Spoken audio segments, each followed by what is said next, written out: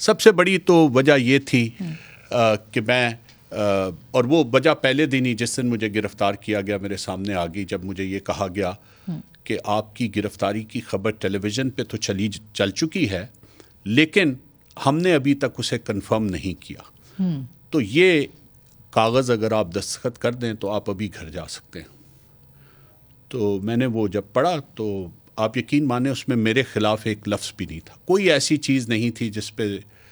کسی دن میں مجرم ٹھہر سکتا تھا۔ تو میں نے اس کا پہلا پیراگراف ہی رکھنے کے بعد پڑھنے کے بعد اس کو چھوڑ دیا، اور میں نے انہیں کہا کہ میں 32 سال سے سرکاری ملازمت پہ ہوں، اور آپ لوگوں نے کم از کم آپ بھی اسی معاشرے میں رہتے ہیں اور سول سروس کو ہی آپ لوگ انویسٹیگیٹ کر رہے ہیں، تو آپ کو اتنا تو پتہ ہونا چاہیے کہ میں کس چیز پہ دستخط کروں گا اور کس چیز پہ نہیں کروں گا۔ جو چیز میرے ضمیر کے خلاف ہے اس پہ تو میں کسی صورت میں بھی یہ آشیانہ سے متعلق تھا، اور جنرلی دوسری شہباز شریف کے خلاف، جی شہباز شریف کے بنیادی طور پہ ان کے خلاف تھا۔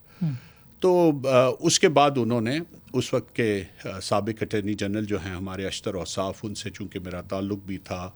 میں جب 2-3 سال چھٹی سے لے کے اور کام کرتا رہا پرائیویٹ سیکٹر میں، تو میری بیسک ایجوکیشن جو ہے اکیڈیمک بیک گراؤنڈ جو ہے وہ لیگل اور کارپوریٹ فائننس کی ہے، میں نے LLM کیا ہوا ہے، تو میں کچھ ان کے ساتھ بھی کام کرتا تھا as a friend, as a colleague, سیکھنے کے نقطہ نظر سے،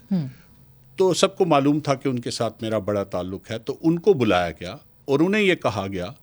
کہ جی آپ ان کو سمجھائیں کہ یہ اس کاغذ پہ دستخط کر دیں، تو یہ 20 سال یہیں پہ پڑے رہیں گے۔ تو یہ تو پہلے دن سے ہی ظاہر تھا کہ جی میرا کوئی جرم ان کے پاس نہیں ہے، صرف ایک خاص مقصد کے لیے۔ جب میں نے اس سے انکار کیا